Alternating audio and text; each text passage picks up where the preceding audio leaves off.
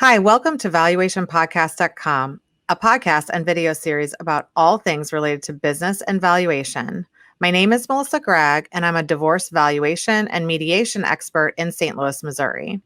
I have the pleasure of discussing today a fabulous book called the Forensic Accounting Deskbook with my guest, Miles Mason, a divorce lawyer in Memphis, Tennessee.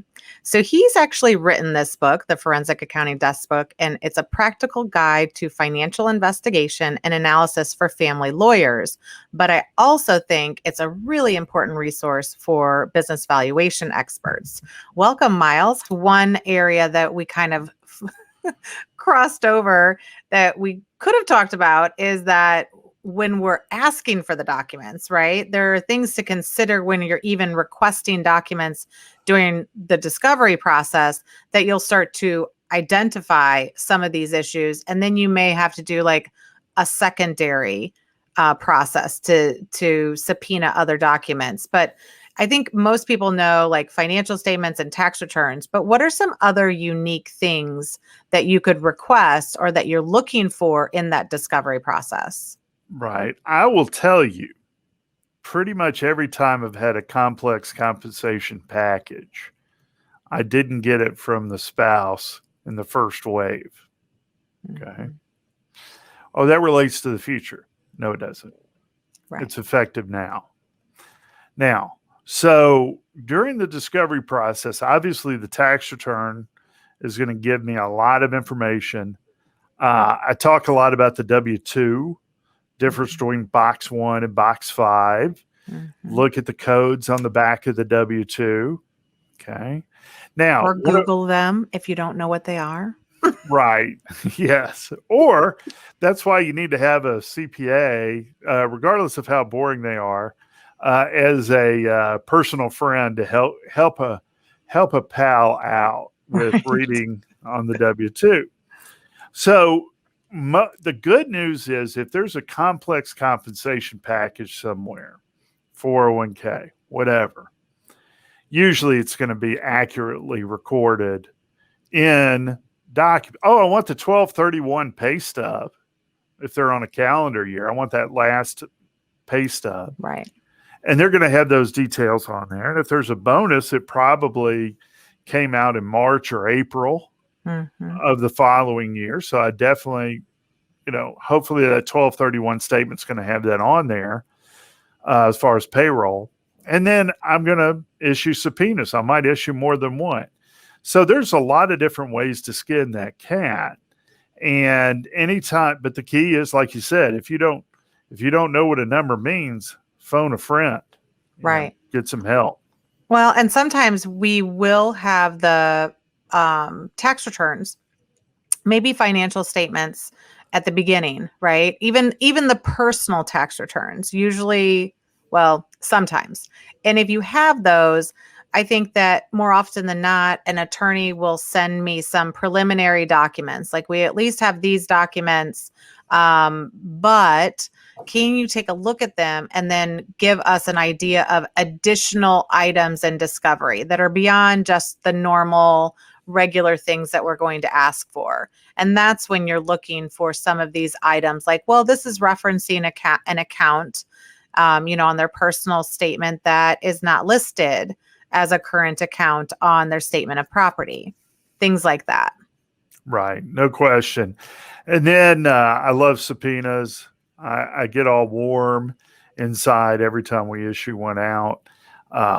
Especially most business owners have a preferred bank, and I just want to find out all the accounts. And it is definitely not unusual that we learn about new accounts in the subpoena versus the response to the request for production of documents.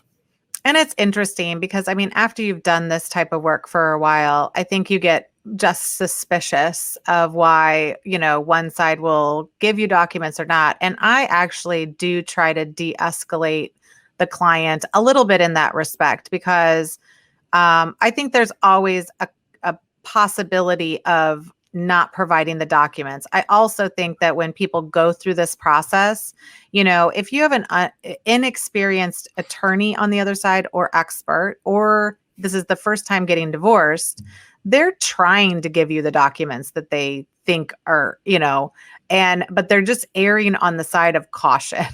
And sometimes it's like, well, now not disclosing accounts, I think is different, but not providing, like, I'll get a tax return and it won't be the whole tax return. It'll just be like, well, I just thought you needed like the first 10 pages or 15 pages. I was like, yeah, but you're aware that I can see that it just basically cut off. Like you didn't have any of the other pieces. And they're like, oh, you need all of that? So I think it's being very clear about what you're looking for, especially if you're on the side of the business owner or the spouse that has all the access, to not let them kind of control the process. Yes, one of my favorite tactics when I represent the business owner is every 30 days, I'll write a letter to the opposing expert and my opposing counsel saying, let me remind you, we need to get this thing moving.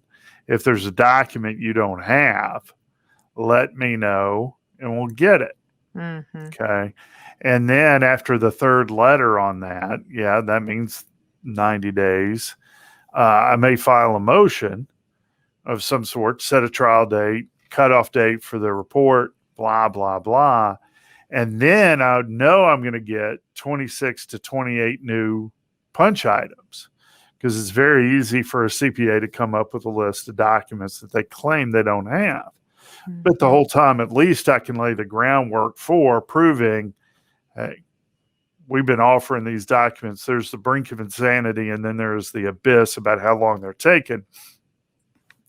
Don't you dare accuse us of withholding documents because I'm going to cream you for that. And I go through each one of those letters in deposition on purpose and say, did you respond to this letter 3 months prior to the deadline? No. Mm-hmm. Did you respond to me at all after the second? No. And so that's really the only way you can prove that you've been cooperative. And most business valuation experts, and I hate to say this out loud, oftentimes don't understand the value drivers in a business.